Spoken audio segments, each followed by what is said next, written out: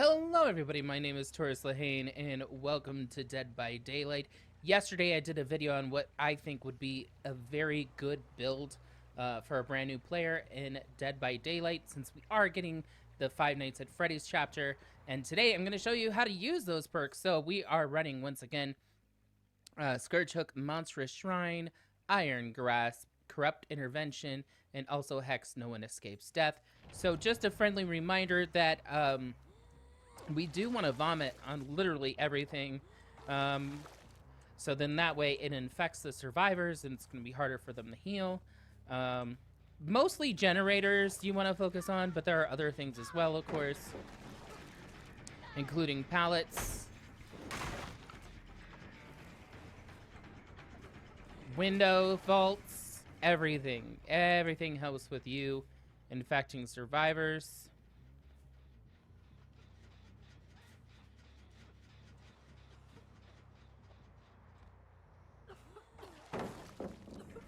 Even if you don't hit them, you just want to vomit on them as much as possible as well. That's going to help you out a lot. Unfortunately, I'm not running any add-ons or offerings, which would also help me. But that's just because I don't want y'all to have to worry about any of that stuff in the very beginning. It's very cumbersome. All the information that's going to be given to you. Okay, so right now, Sable, if I knew where she was, I would go right back to her because she is completely broken now because of the vomit. So she's a one-shot down. She would have been anyway. Or actually, wait, did I injure her? I don't remember. But basically, if you can get them all... excuse me. If you can get them all the way infected, then they're a one-shot down, whether they've been hit yet or not. So right now Bill is, and I haven't even hit him at all.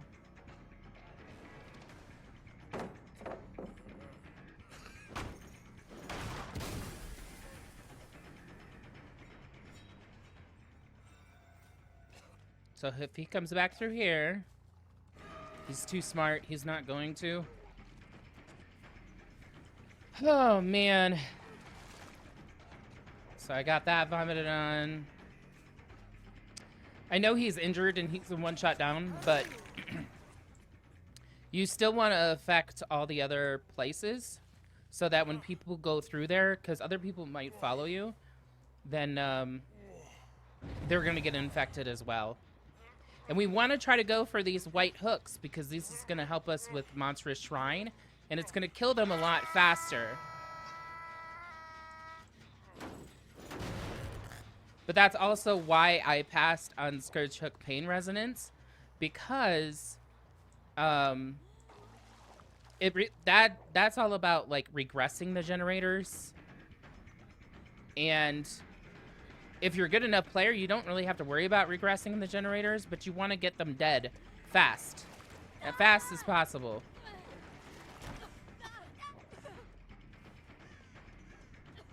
Now, one thing that I did when I first started playing the Plague, which was bad, was that I thought I had to fill up the entire meter before it would work. And quite frankly, maybe she did used to work that way, but hasn't in a long while.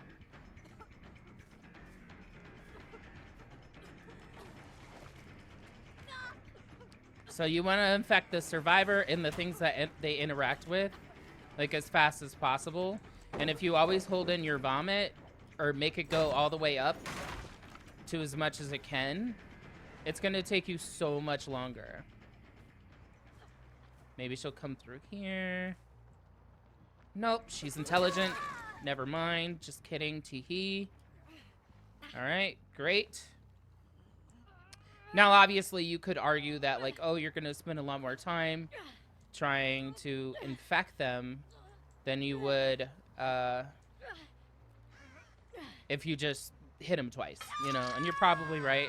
Should have used the Scourge Hooks in the basement, but honestly, I didn't notice, and I kind of forgot that if you have Monstrous Shrine, the hooks in the basement are automatically Scourge Hooks, but that would have been the play.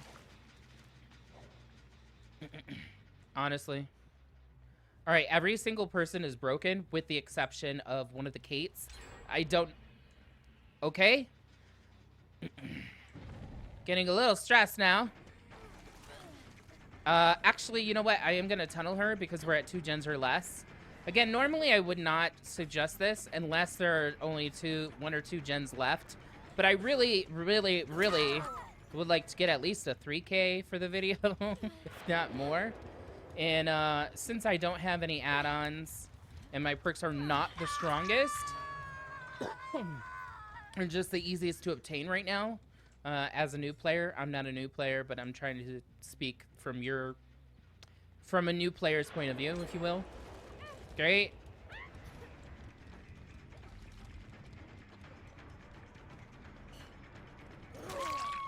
Fantastic.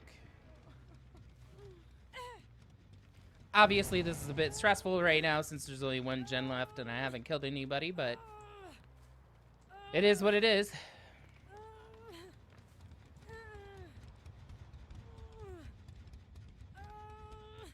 So we get her on the Scourge. It's gonna help her die faster. And there really is like a sort of rhythm to this game, you know? In the sense of like survivors expect things to happen like at a certain speed and that sort of thing. So when you have something like Scourge Hook Pain Resonance, I'm sorry, Scourge Hook Monstrous Shrine,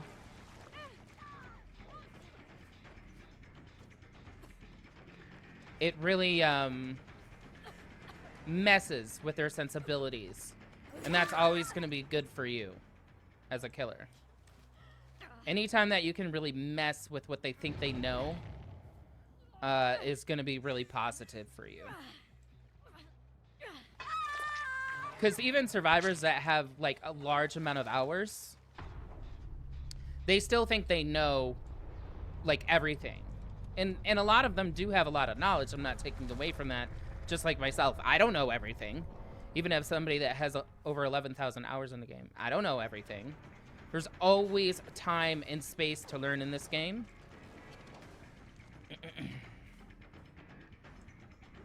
Never ever think that you know everything. I mean, that kind of goes with life in general as well. Okay, she's broken now.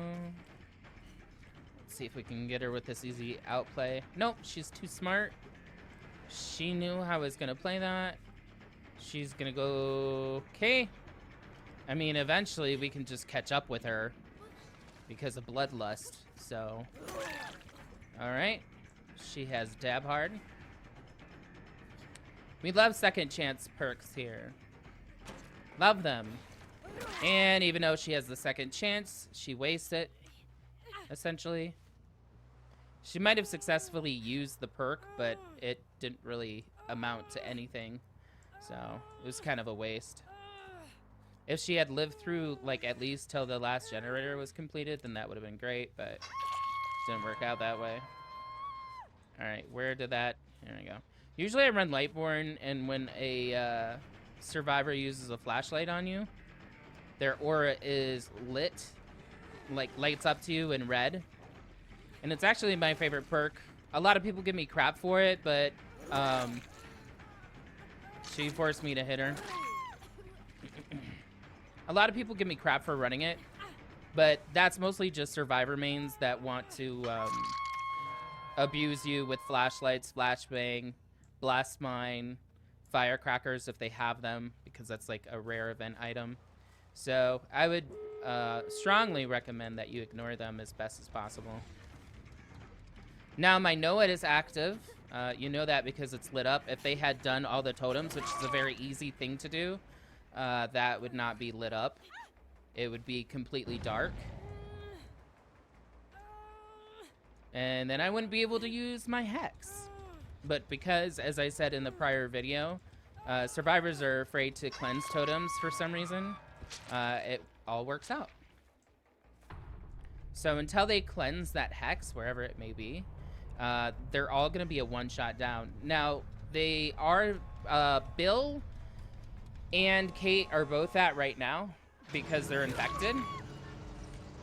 Alright, and this is going to clean house really nicely for me. Unless Bill gets the blind here, I don't see or hear Bill right now, so That works for me very, very nicely.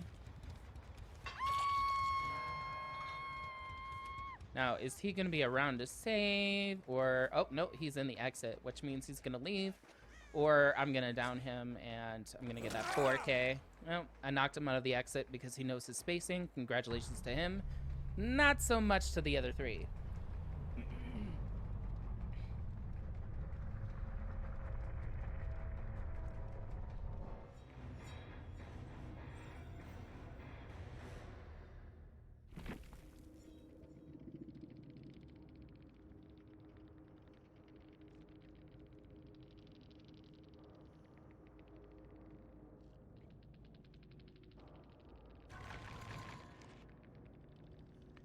Go ahead and hit him with the GG.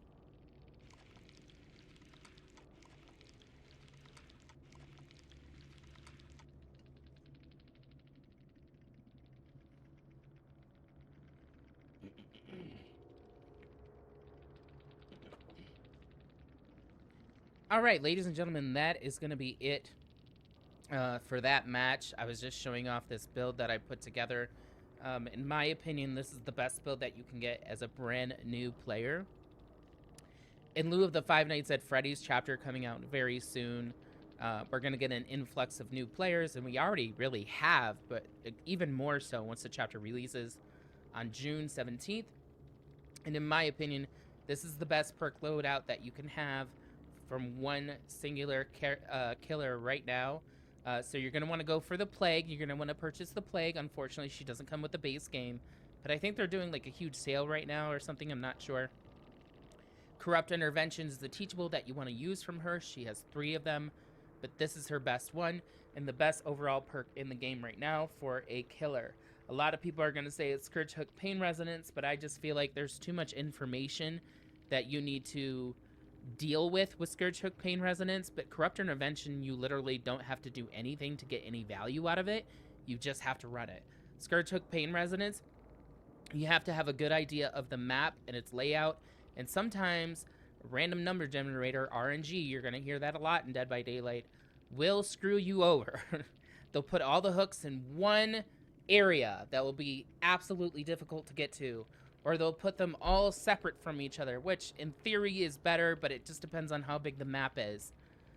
So I really, really recommend Corrupt Intervention over Scourge Hook Pain Resonance. It's just, in my personal opinion, it's going to be a lot better choice. And then we had Noed,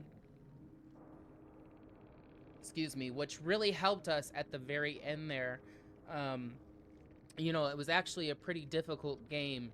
I did get a 3K, but I mean, they really went ham on those generators, you know, boom, boom, boom, boom, boom. But this really helped us in the end, and it always helps.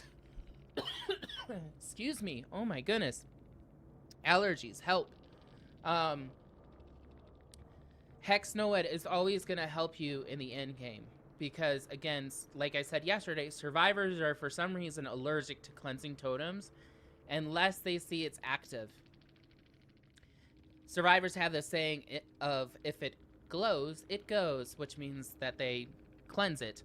But if it's dull, they usually just leave it alone. And that's been a thing in this game for many, many years at this point, that frame of mind. But it's because they don't expect or think about Noed most of the time. Now, really, really good players, or at least people that have, like, I would say, at least 3,000 plus hours in this game, are going to know signs, telltale signs of the killer having Noed, but don't worry about that, because if you worry about that, then you're going to think about it too much, and you're going to think, like, it's not going to be good for your mental state. I promise you. Games are meant to be fun and entertaining. So if you ever feel yourself playing this game, or really any other game, getting tilted, getting mad, getting upset, it's okay to take a break. I promise you, it really is. The game is still going to exist for a lot more years, I feel. So just it's okay. It's okay to be patient, and also know that you're going to lose a lot in the very beginning. But unless you try, you will never succeed. And then the next perk was Iron Grasp. And this is really good. When I picked up the survivors, they were wiggling.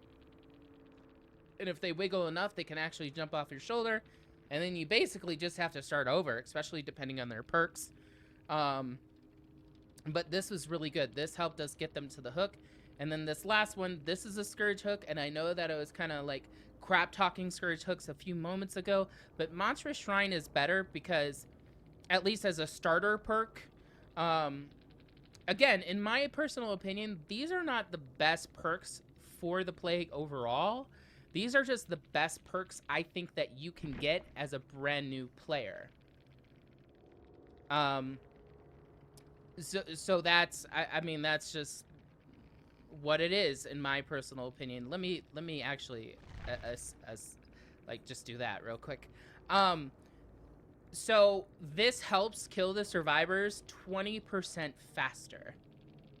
And that really helped us a lot as well. Because again, like I said, it throws the survivors off when something is going faster than they expect it to, or slower than they expect it to, for that matter. There's another perk called Thanatophobia, which helps things go a lot slower than survivors expect it to. But it's more about if it goes fast, because then they have to choose, do I continue to do the generator, or do I go and save my friend or my teammate, my fellow survivor? You know, and sometimes it's really a big conundrum, and then while they're trying to figure it out, the person dies. So it's actually really, really tricky, and it's really, really nice. So, you know, obviously this helped Corrupt Intervention at the very beginning, getting us a lot of pressure in the very beginning. It blocks the 3 generators that are the furthest from us, so it brings the survivors closest to us, and we know they're going to be working on those gens. As I said yesterday, if they have a lot of hours in the game and they see Corrupt Intervention, they might just wait out Corrupt Intervention, because they also know that it brings them closer to you, but then they also might not care. So they might wait it out, but usually, at least in my personal experience, again, over 11,000 hours in this game, it's very rare that survivors just wait it out. So I think it's a fantastic perk. Hex, Noed, No One Escapes Death really saved our butts in the end there. Iron Grasp helped us get them to that hook without us having to worry about them escaping or grasp. And then, of course, Scourge Hook, Monstrous Shrine. Got to make sure you go for those white hooks. Kill them a lot faster. So these all really worked very well together, in my personal opinion, especially since we killed 3 out of 4. That's always a win in my book. You know, a lot of people would say, oh, you don't win. You do not win as killer unless you kill everybody. I completely disagree, because even though this bill did escape through one of the regular exits, there is a hatch mechanic in this game, and the hatch mechanic is RNG based, random number generator. You never know where it's going to spawn. There are offerings that help decide where it does spawn, like this one, for example, makes it so that more than likely spawns in the killer shack, but it's not a guarantee. And there's not always a killer shack on the map either. And once you play this game long enough, or enough in general, you'll start to learn where the hatch spawns usually are. And that will help you a lot in the future, especially in the end game when one gen is done, you know? Just to kind of like talk about some of these perks here. You know, there's a lot of Dead Hard in this game. Dead Hard is known as a second chance perk. You see 2 of them here. That's going to be a big pain in your butt, especially in the very beginning. But this perk has actually been nerfed quite a bit ever since its inception. But it is still a pain. It is still a huge pain to go up against. At one point, y'all saw Chemical Trap. This is something that survivors can put on a pallet when you break it. But please, please, please, I am begging y'all, as new killer mains or killer players, as soon as a survivor throws down a pallet, get rid of it. Get rid of it. Unless you are like really, really guaranteed to get that hit, just get rid of that pallet immediately. Because if you don't, there are so many things that they can do with the pallet, including resetting it, that can harm you and can harm your play. And one of the biggest mistakes that I see people who play killer play this game is that a survivor throws a pallet, and then the killer just keeps going around that pallet, around that pallet, around that pallet, and they never ever break it. Break it. Break it immediately, even if it means that you lose the chase, even if it means that you no longer see the survivor, because especially if there's other survivors around, you'll just find another survivor. It's okay to lose a chase, and you're gonna learn how to do a chase a lot better, a lot sooner. But if you break that pallet, you might still lose that chase, but you're not gonna lose it as fast. You're not gonna lose sight of the survivor as fast, because too many survivors know how to abuse a single pallet. They know how to get away with you with just in a little bit of a pixel, you know, like not even half a pixel to get away from you. There was adrenaline, there was kindred. I don't want to go through all of these, but this is a good snapshot of like perks to kind of look up and prepare for in your own games. Usually, you know, with skill-based matchmaking, every killer is different. All survivors are the same because all the survivors run the same. There's nothing unique about survivors except their lore and what they look like. But all killers have different powers. And you're going to have different skill-based matchmaking on all the killers. Obviously, if you're new, for some reason, the way that it works in this game is if you're a brand new killer, you have no rating. It's not like you have the lowest rating, you just don't have a rating at all. So, unfortunately, that means that you're going to go up against survivors really fast, but they might be like really, really good survivors. And it's going to make you feel like you're like the worst thing ever and you should never ever play killer again. But I promise you, you will get better and you will be able to destroy all the survivors. This build right here might not work for you, but it's a fantastic starter build for any killer, in my personal opinion. Right now, with the meta that's out right now, it is fantastic. Just remember, you have to get the plague to get this perk right here, Corrupt Intervention. The other ones are basic perks, and they're already unlockable in your blood web. And I kind of showed that a little bit yesterday. And I know that I'm saying a lot of the same stuff that I did yesterday, but I really wanted to show y'all that this is a good build, starter build. And this is something that can be used, it can be utilized, and it can get you results. Yes, the bill got out, but he played very sneaky after he realized that people were actually dying. Alright, that's going to be it for this video. Thank y'all so much for watching. I hope you all have a fantastic day. And all of my social links will be listed down below in the description. And hopefully I will see you in the next video. Bye-bye!